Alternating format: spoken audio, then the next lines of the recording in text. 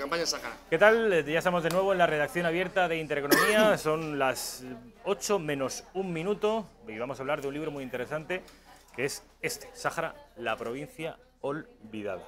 Es un libro fantástico, es un libro de la editorial EDAF, que como siempre esta editorial hace unos libros, la edición es fantástica, con una cantidad de fotografías, de ilustraciones extraordinaria, un plastificado por fuera. A mí esta editorial me encanta como edita.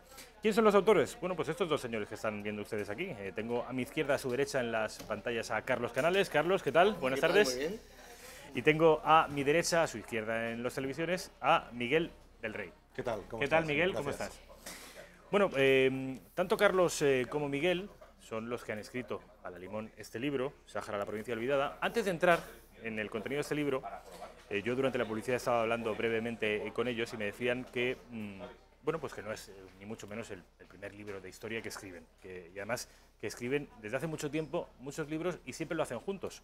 Comentadme, Carlos y Miguel, antes de este libro, ¿qué otros libros habéis escrito juntos y por qué os interesa la historia? En fin, contadme un poco vuestra historia. Hemos escrito muchos, llevamos veintitantos, entonces decirte todos uno a uno sería complicado. ¿Pero es historia contemporánea, es historia de España siempre, es historia del mundial? Normalmente historia de España y ampliada a historia mundial, ¿no? O sea, realmente, ¿cuál es el papel de España en la historia mundial, ¿no? Eso es normalmente lo que hacemos. Llevamos detrás de esto 25 años y, bueno, pues lo que te hemos comentado. Bueno, de hecho, nuestro tercer libro sobre el Sáhara, Ibni, es el tercero. No es el primero que hacemos y eso sin encontrar artículos. Sí, como ha dicho Miguel, llevamos ya un cuarto de siglo da para bastante. Porque ninguno de los dos sois historiadores de profesión, sin embargo, os encanta la historia, entiendo. ¿De dónde os viene esta vocación? Lo primero pensamos que no hace falta ser historiador de profesión para poder escribir libros de historia. Eso es lo primero. Sabemos que decir eso va a levantar muchas ampollas, pero es la realidad. Entre otras cosas porque tampoco estamos muy de acuerdo en cómo se enseña la historia en España, ¿no? Entonces, a nosotros nos gustan los libros de historia de una manera determinada, una manera que pueda llegar a todo el mundo, como llegan estos libros nuestros, y una manera en que sea el lector el que pueda tomar sus propias conclusiones. No haya nadie que le diga si esto está bien o esto está mal, que él sepa si está bien o está mal por lo que ha leído. De hecho, en esos libros lo que buscamos es que animen a la gente a leer más. Son libros de introducción. La idea es intentar, bueno, es verdad que tenemos algún libro de investigación más profunda que lleva mucho más tiempo, pero en líneas generales lo que hacemos es intentar poner a disposición de todo el mundo algo sencillo, con una bibliografía completa y una serie de pautas que si las siguen fácilmente, con las comunicaciones que hay en el mundo, es muy fácil sacar tus propias conclusiones y una idea general, muchas veces al margen de lo que son las ideas oficiales o que se sostienen de manera repetitiva, a veces durante muchos años. De hecho, yo creo que lo que más nos ha alegrado a nosotros, y de hecho hablamos mucho, es ver, y se puede demostrar, porque es muy sencillo, viendo datos, ahora que está todo en la web, lo que nosotros decíamos hace 20 años y lo que se dice ahora. Como en algunos casos muy tontos hemos ido condicionando claramente la opinión. Y es algo clarísimamente demostrable y muy fácil de ver. Sí, se llega a decir, incluso lo hemos comentado antes, sí, que aparecen cosas en internet que se repiten en nuestro libro. No es que se repitan, es que son nuestras. Son nuestras. Es que son nuestras. Sí. Les decía a los autores de esta obra que he encontrado un mapa del Sáhara, que es de lo que versa este libro, que se ajustaba mucho al contenido del libro. Me decían que era un mapa que era suyo, obviamente. Y luego comprobando el libro, exactamente ese mismo mapa que he localizado yo en internet es el que está en este libro. Es decir, de este libro ha salido ese mapa y no este libro se ha hecho eco de ese mapa que estaba en internet. No me resisto a que me digáis algún otro libro que os que hayáis escrito antes y que haya tenido particular éxito o que se haya leído mucho. Una trilogía de la Armada, hemos hecho una trilogía de la Armada. Sí, tenemos 3 libros sobre la historia de la Armada Española y bueno, tenemos más, pero hay 3 en concreto que forman una especie de trilogía de la Armada moderna que va desde el comienzo del siglo XVI, desde el comienzo de la expansión atlántica de Castilla, es decir, de España, hasta Alucemas y el final de las campañas africanas del siglo XX, de las de primera mitad del siglo XX, que son 3 libros que se llaman Naves Mancas, Las reglas del viento y El Madre de acero, que creo que probablemente es lo más conocido que hemos hecho, casi con seguridad que eso. Entre otras porque, bueno, el caso de Naves Mancas fue premio Algaba y tuvo una cierta difusión, y bueno, y porque creo que la forma en la que contamos la historia, pues bueno, ha resultado, pues que entendemos que era atractivo para la gente, y creo que son básicamente lo más importante de lo que hemos hecho. Sois divulgadores. Sí, Sí, fundamentalmente ahora pero... se ha puesto muy de moda Sí. esa palabra. Sí, se ha puesto muy de moda. Aunque luego hay Divulgadores de unos que historia. reconozco que son un poquitín más duros y más complejos, porque a veces buscamos cosas un poco más... Pero que procuráis acercar la historia al público común, Sí, es la idea vamos, que general. no es el Sí, público pero- técnico. Pero no de una forma sencilla, sino de una forma técnica, pero sencilla, que no es lo mismo. O sea, no es lo mismo que sea una forma sencilla, que parece que puede llegar a todo el mundo y que todo el mundo lo va a leer y dice esto ya lo sé, a explicarles las técnicas, pero de una manera simple. No hace falta explicar las técnicas con 16 páginas muy duras de lectura, porque realmente no es necesario. Yo creo que ahí lo que nosotros, bueno, y se ve en cualquiera de nuestros libros, cualquiera de los que nos siguen, tenemos clientes, bueno, clientes lectores, que son ya como una especie como de comunión o de grupo de semifans, ellos se dan cuenta de un detalle que nosotros insistimos mucho en ello, que son los cruces de información, no tanto las notas, sino cómo cruzamos información atemporal entre nuestros libros, cosas que aparentemente no tienen sentido relacionarlas, pero que las relacionamos claramente. Eso es importante porque es donde yo creo que ellos ven o aprecian que, bueno, que aquí hay algo más que simplemente la mera divulgación, que te permite dónde buscar las cosas. Y hay notas nuestras que están hechas solo para eso, para que tú sigas ahí y sigas buscando por tu cuenta, porque es la manera de que tú mismo tengas tu propia opinión y tu propia capacidad de ver qué es lo que quieres llegar o qué quieres comprender. Una última pregunta antes de abordar el contenido del libro, antes de abordar el Sáhara, la provincia olvidada. Una última pregunta que tiene que ver con vuestro trabajo. ¿Cómo os organizáis? Entiendo que después de 25 años ya tendréis unas fórmulas de trabajo muy establecidas y muy mecánicas, pero ¿cómo llegáis a la conclusión de que este tema es interesante y cómo distribuís el trabajo, la investigación? Hablarme un poco de eso. Eso nos lo preguntan Sí, de mucho todos. y es muy sencillo. No dudando de lo que dice el otro. Claro. Lo que dice el otro está bien y no se pone en duda. Entonces, si Luego él- revisamos los dos luego partes revisamos para los dos. añadir cosas, pero si él nunca de escribe cuestiones. una parte, pues esa parte ya es buena. Y si yo la escribo, pues esa parte ya es buena. Entonces, todo eso adelanta mucho. Eso y que no haya una lucha de egos de quién es el más listo, el menos listo, el que más escribe, el que menos escribe. O sea, Y que es estamos un trabajo- coordinados de manera, es imposible saber quién ha escrito ya cada parte, yo ya no lo sé. Es decir, escribimos de una manera tan común que yo no sé qué es mío y qué es de él, o sea, lo hacemos de una manera como si fuéramos la misma persona, no es un tema muy O sencillo. sea, no, entiendo que haréis porque no haya diferencias de estilo. No lo que- existe. Claro, es entonces que no aprecias. existe. Eso es lo que No la lo gente es. piensa. La gente No lo piensa que uno escribe el capítulo 1, el otro escribe el capítulo 3 y uno escribe con un estilo y el otro No, no otro. es así. No hay diferencias de estilo porque todos los capítulos están mezclados. Luego es verdad que eso es sorprendente, usamos la tecnología a extremos que no os podríais ni imaginar. O sea, es decir, creo que podríamos vivir solamente y decir cómo hacemos nuestros libros. O sea, en serio, yo ya lo he comprobado, la gente no se lo cree. O sea, dice, esto no es posible. Como un ejemplo. Es decir, yo hablo a los libros, yo no escribo desde hace más de 20 años. Yo tengo robots que luego leen todo lo que yo interpreto, como si estuviéramos ahora mismo en la radio hablando, y que me van... Yo me voy a dormir después de lo que estamos hablando ahora tú y yo, Sí. y luego hubiera sido parte del libro. Yo preparo un libro como si fuera un programa de radio. Yo le hablo, directamente el ordenador va escribiendo, luego cuando me voy a dormir, un robot sale, recoge el libro entero, me lo marca el texto, lo va corrigiendo por la noche, y yo cuando me levanto tengo en Word marcado todas las dudas. Puedo hacer 250 páginas en un día sin ningún problema. Sin ningún 250 problema. páginas. Sí, en un día, sin ningún problema. Eh, O sea, el libro entero lo podría escribir en un día. luego, obviamente, tienes que corregir.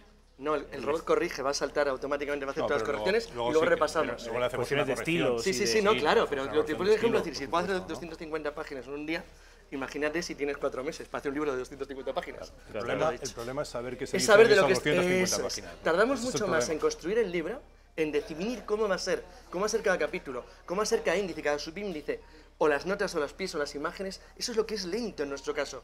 El construir cada imagen, cada selección de gráfico. Es decir, lo de las imágenes de nuestros libros, esto es una cosa que nos tiene muy orgullosos, que pruebe quien quiera a ver si es capaz de meter las que metemos nosotros, que encima son nuestras y con derechos. No hay nada pirata ni ilegal. Les Es decir, digo, eso es algo muy difícil. Porque esto supone, por ejemplo, en este libro, el hablar con los propietarios de las imágenes, conocerlos uno a uno, el pedir los permisos, el ver las calidades, el definir las dudas que tienes sobre las imágenes que pones, el controlar las colecciones. Aparte son colecciones nuestras, que también las tenemos desde hace más de los 25 años. Entonces, al final todo esto, las infografías las pagamos y las hacemos nosotros. Es decir, estas que dices, oye, están en internet, claro. Sí. Es que las pagamos hace muchísimo tiempo para tenerlas, para nuestras revistas, para nuestros artículos o para nuestros libros. Entonces, esto al final te crea una especie como de inmensa colección. Si, por ejemplo, ahora la editorial nos dijera, trabajamos principalmente ahora para EDAF, antes hemos hecho cosas para otras, pero en general es para EDAF, y nos dice, queremos un libro, vamos a inventarnos una cosa. Quiero un libro, yo qué sé, sobre la campaña de Melilla en 1893. Pues lo primero que haríamos es ver qué tenemos ya hecho. Entonces, una vez que acumulamos todo lo que tenemos hecho, imágenes, datos, gráficos, mapas, ¿qué controlamos? ¿Qué libros hemos leído y qué conocemos? Entonces, a partir de ahí, eso, o sea, los briefing y los tiempos que dedicamos a la preparación del libro, lo mismo nos lleva 2 o 3 meses. Luego escribir el libro pues de 1 semana, no hay ningún problema. Porque realmente no es ningún problema una vez que tienes claro lo que tienes, lo que sabes, lo que conoces. Y luego una chulería, que también... la campaña de Melilla, por también, ejemplo, la conoces. Tienes que claro, pero hay conocer una de lo que pequeña escribes. chulería que tú elegiste un día, y además yo, como hice la prueba, si tú mañana haces un plan con nosotros, te lo digo en serio, sin preparar nada, como ahora mismo, eliges el tema que te dé la gana, entre 1500 y 1945, elige lo que te dé la gana, que tienes programa, te lo garantizo. Sin ningún problema. Eso, desde luego, Fíjate qué chulería. Fíjate, una seguridad y una garantía, absoluta. claro. Vamos a entrar ya de lleno en el Sáhara, esa provincia que fue española hasta, bueno, hasta la muerte de Franco.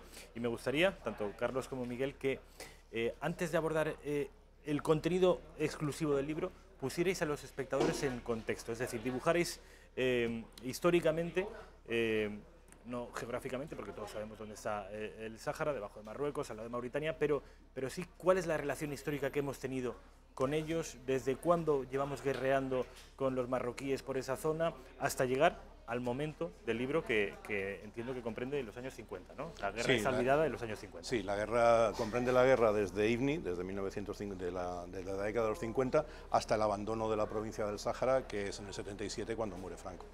Así es. Ponernos en contexto, dibujarnos ese básicamente lo que nosotros porque intentamos... las guerras de principios, de finales de siglo, las guerras de principios del siglo XX, claro, Primo de Rivera, contarnos un poquito. Nos centramos en 2 temas esenciales que la gente conoce menos, porque tú has dicho muy bien que claro, todo el mundo conoce más la posición del Sáhara y dónde está, y son dos equívocos muy habituales. Cuando España y Francia deciden repartirse, entre comillas, Marruecos, para establecer el protectorado, todo el mundo piensa que el protectorado español es la franja norte, el Rif, o sea, lo que está cerca de Ceuta y Melilla, para que la gente... Hablamos de 1900 ahora mismo. Pero en realidad, del 12, en realidad había también un protectorado sur. Había una zona del sur que se une geográficamente y físicamente a lo que fue luego el Sáhara español. Con lo cual, digamos que el Sáhara español tenía 2 partes. Vamos a ver el mapa mientras, claro, Carlos nos está hablando. Vamos a ver un mapa que es un mapa de batallas, pero que también, luego hablaremos de las batallas, nos servirá para ubicarnos geográficamente. Raquel, cuando puedas, ponnos ese mapa. Bien, bueno, ahí efectivamente, ahí se ve perfectamente. Se ve la zona norte, que es Ifni, que lo puede ver cualquier telespectador, que era un enclave rodeado totalmente de territorio marroquí, o sea, es decir, cuando el protectorado de territorio francés, y luego estaba la zona del protectorado sur y lo que era el Sáhara español, pero estaban pegados. O sea, una parte del norte de lo que aparece ahí era en realidad parte del protectorado marroquí y el resto lo ocupa España a finales del 19, pura y simplemente porque está frente a la costa española y las famosas Canarias, obviamente, y España no puede permitirse el lujo de que una potencia extranjera ocupe una posición tan sensible, cuando encima hay 2 intereses comerciales básicos para España, que son la pesca en los bancos pesqueros de la zona y la posibilidad, que ya se intuye a finales del 19, de que hubiera algo interesante en el territorio desértico que había enfrente. En realidad España podría haber ocupado un territorio muchísimo más grande. El problema es que no estábamos ni en condiciones económicas, ni en condiciones militares, ni en condiciones políticas de hacerlo. Con lo cual, al final, el territorio español se queda reducido a una moderada franja costera, más un enclave, que es el enclave de Ifni, que se supone que reconocía un viejo enclave al que España tenía derechos desde finales del siglo XV, que era la Santa Cruz de la Mar Pequeña, que por cierto no estaba en Ifni, pero es otra historia distinta que intentamos contar en el libro. Entonces, a ese Santa Cruz de la Mar Pequeña se llegó desde Canarias, eso es importante. O sea, cuando se estaba haciendo la conquista de Canarias, se llegó a Santa Cruz de la Mar Pequeña, en África, para ver qué había ahí. O sea, si ahí verdaderamente se podían coger esclavos, se podían poner pesquerías y se podía hacer algo que le dejase a España económicamente una buena... Bueno, nos han hecho un dibujo del siglo XIX. No, exacto, lo que estás viendo en la pantalla están viendo el siglo XX, claro. Sí, y luego pasamos al siglo XX. ¿Y cuándo empiezan los marroquíes a revolverse y a decir que, oiga, ¿dónde van ustedes españoles con esta zona, que esto es mío? A partir del 56, aunque en realidad viene de antes. Durante los tiempos de la Guerra Mundial, cuando nace el nacionalismo moderno marroquí, el partido dominante en Marruecos, que busca la independencia de Marruecos, es decir, el final del protectorado y por lo tanto la unión del territorio francés y español, de la parte que son protectorado norte y sur español. La reunificación, ¿no? Eso es, este partido dominante en Marruecos que cuenta con el gran apoyo... Marruecos, busca el gran Marruecos. Buscan, exacto, que no buscan solamente lo que es Marruecos, sino que ellos entienden que Marruecos tiene que ser mucho más grande. Quieren crear algo así como el Gran Marruecos que incorporaría también Mauritania y el Sáhara español. Entonces, esa idea, que es extender Marruecos desde el Atlántico, desde la costa norte del Atlántico hasta el Senegal, es la gran ambición de la monarquía alawí, de Mohamed V y de su hijo Hassan, que es lo que pretenden hacer, apoyados por un partido nacionalista que busca eso. España, que es una nación aislada internacionalmente en los años 50, al principio, finales de los 40, por el régimen que teníamos, que no teníamos aliados en el mundo, se encuentra en una posición muy débil y cuando Francia en el año 56 concede la independencia a su parte del protectorado, Francia que está agobiada por la guerra en Argelia, donde a diferencia de Marruecos hay un número de colonos franceses muy notable en la costa y que consideran una parte prácticamente integrante de la Francia metropolitana. Los pieds noirs, ¿no? Claro, los pieds noirs, efectivamente. Cuando Francia da la independencia del 56 a su zona del protectorado, España se ve en una situación imposible. Con lo cual España tiene más remedio que aceptar la entrega de la parte norte del protectorado, pero no así de la parte sur. No del Sáhara. Ni el Sáhara, no el Sáhara, hablo de la parte sur del protectorado, la ni franja siquiera que está Sáhara, al norte de la Sayyid Hamra. Claro. Ese es el detalle interesante que Marruecos considera una afrenta. Porque Marruecos entiende que eso ¿Y por qué entregamos una parte sí y otra no? porque la otra está demasiado cerca del Sáhara nuestro y España lo considera una continuidad. Ya. Entonces, aunque sabe que es parte del protectorado, sabe que si cede a las presiones marroquíes, el tiempo que tarde el gobierno marroquí, que es el que está instigando al Yek Tajair, al Ejército de Liberación Nacional, para intervenir en el Sáhara español, va a ser prácticamente inmediato. Y España no se ve con la fuerza suficiente, como juega mal la baza política. Franco, en cierto modo, apoyó durante un tiempo a Mohamed V, al que consideraba un amigo y un aliado, pero Mohamed V defendió sus intereses. Política internacional, tú defiendes intereses, no amistades. Y Marruecos claramente se da cuenta en el año 56 que tiene una gran posibilidad de quebrar el dominio español en el Sáhara e intentar, porque esto es interesante, a diferencia de lo que ocurre luego durante la Marcha Verde, en el 57-58 España actúa relativamente con cierta torpeza en el Sáhara, no tanto en el caso de Ifni, pero Ifni es un enclave aislado, donde realmente los marroquíes piensan que si una unidad irregular, entre comillas, más o menos apoyada en la sombra por ellos, interviene, que la resistencia española, una nación que acababa de integrarse en la ONU un poco antes y que prácticamente seguía aislada en el mundo y que tenía un ejército que ahora llamaríamos tercermundista, se iba a desmoronar. Y estuvo También a punto de hay que tener en ocurrir. cuenta que Marruecos contaba con el apoyo de la ONU siempre, Claro. porque la ONU había buscado la descolonización. Después de la guerra del 45, después de la Segunda Guerra Mundial, lo que se busca es descolonizar, que todas las potencias descolonicen todos los territorios que tienen. Y se olvida a menudo principalmente que en los África. Estados Unidos, el gran valedor de la potencia occidental, las potencias occidentales, siempre estuvo en contra de la colonización, nunca le gustó mucho. Y no tenía ningún interés en apoyar a franceses, portugueses o españoles en sus guerras coloniales, no les convencían en absoluto. Eso no quita que Estados Unidos, después del 45, igual que pone bases en España, ponga también bases militares en Marruecos. O sea, porque Marruecos también le interesa. De hecho, detrás de la Marcha Verde siempre está la mano de Kissinger, pero Pues es una llegaremos hecho más ya adelante, posterior, ¿no? claro. A la Marcha Verde. Vamos a continuar hablando de la provincia olvidada del Sáhara hasta llegar a cuando definitivamente la perdimos o la entregamos, ahora veremos qué ocurrió realmente, pero va a ser después de un minuto de publicidad. Un minuto, créanme.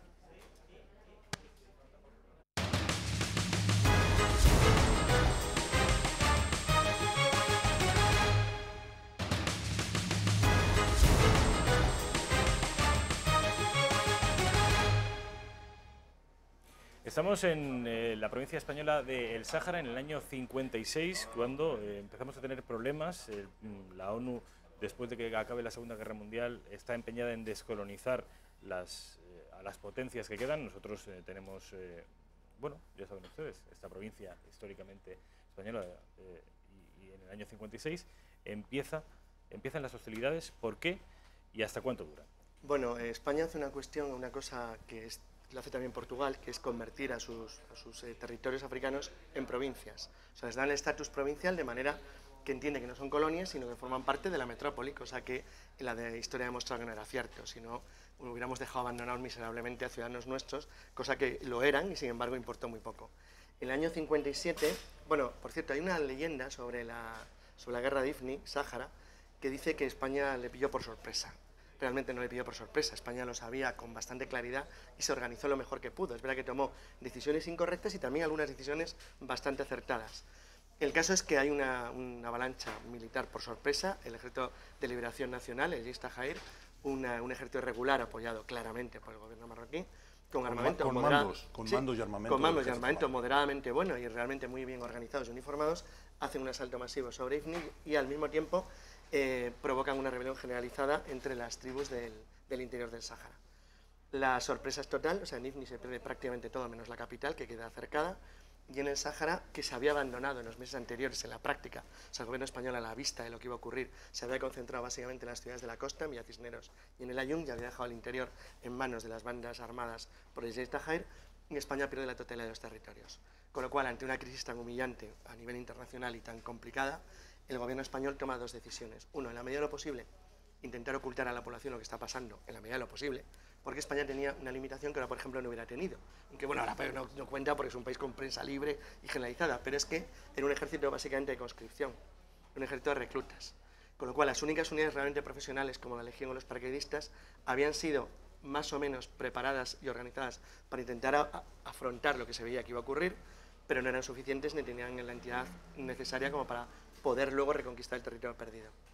Ahí España, y lo estoy resumiendo muy rápido, toma dos decisiones. En el caso de Ifni, reconquista las guarniciones cercadas en el interior, y las recupera, las ayuda, porque han quedado puestos aislados, pero decide replegarse con ellos, una vez que ha recuperado los enclaves que están aislados, hasta la capital.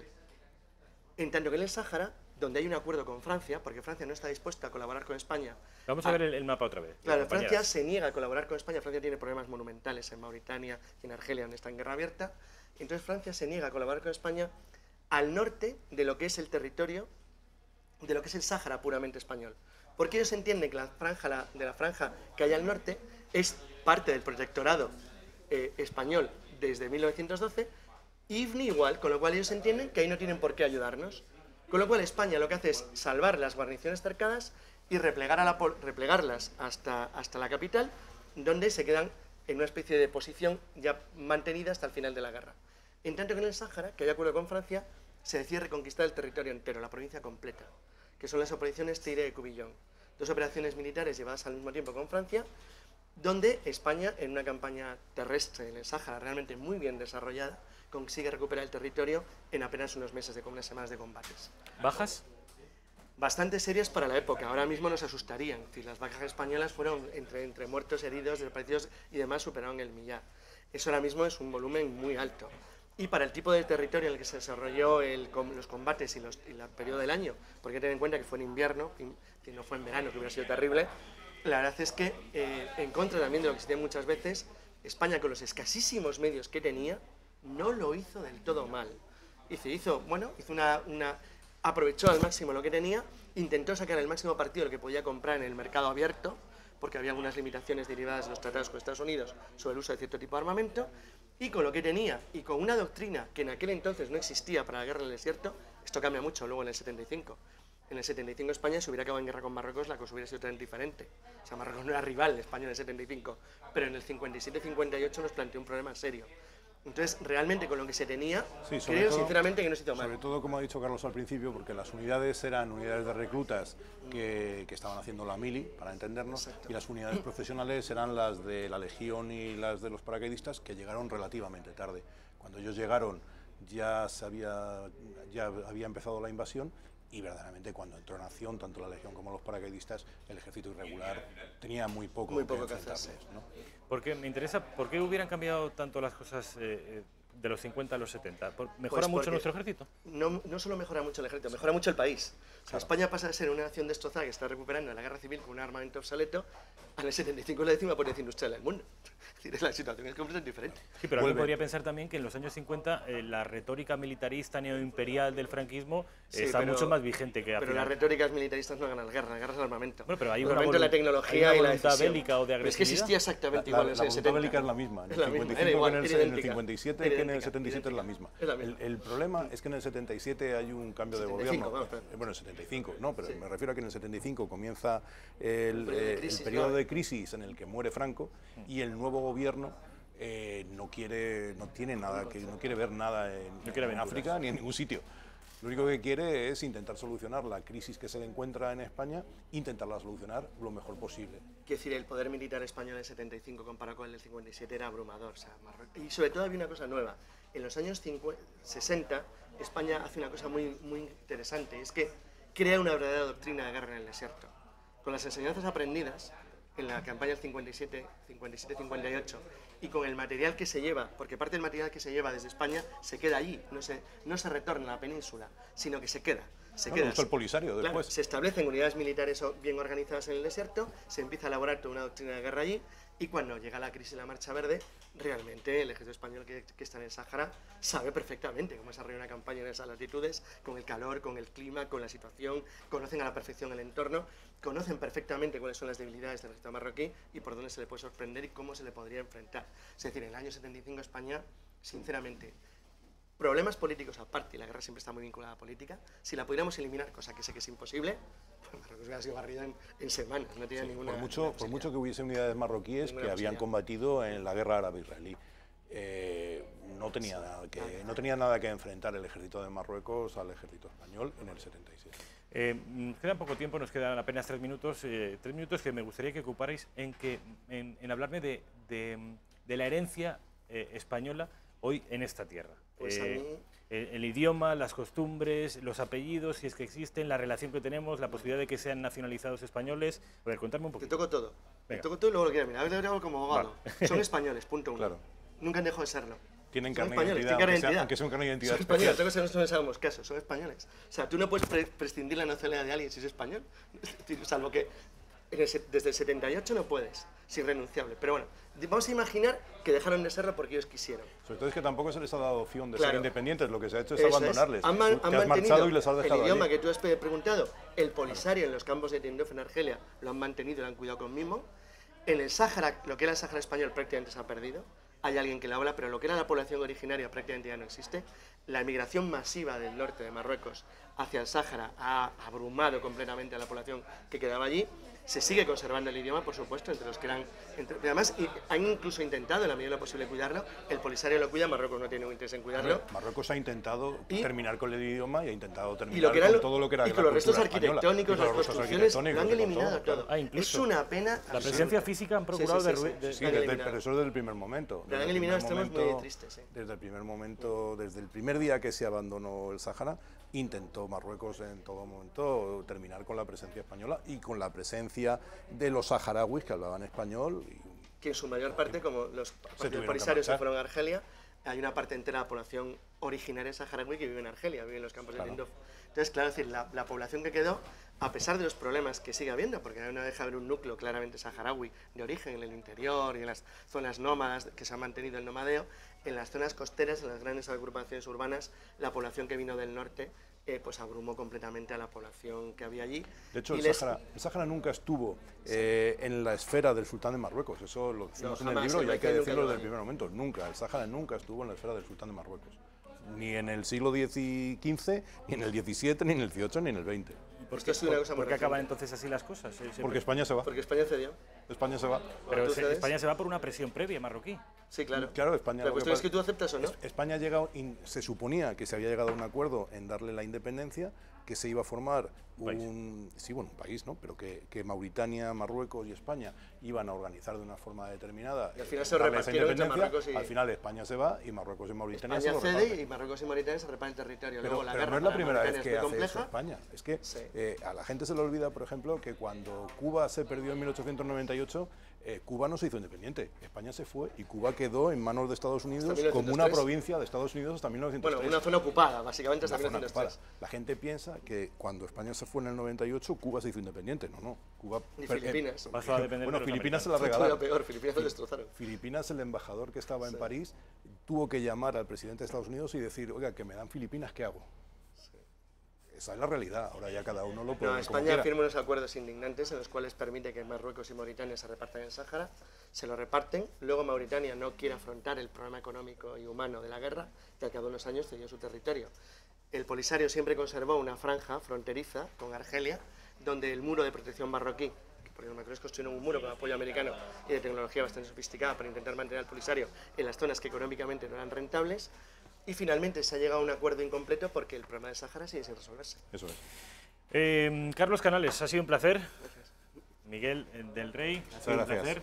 Los autores de Sáhara, la provincia olvidada. Yo creo que todo lo que nos ha contado es un aperitivo con todo lo que se pueden encontrar ustedes aquí en este libro, que además, ya digo, está perfectamente ilustrado con fotografías, imágenes, uniformes, etc. Formativo de Intereconomía.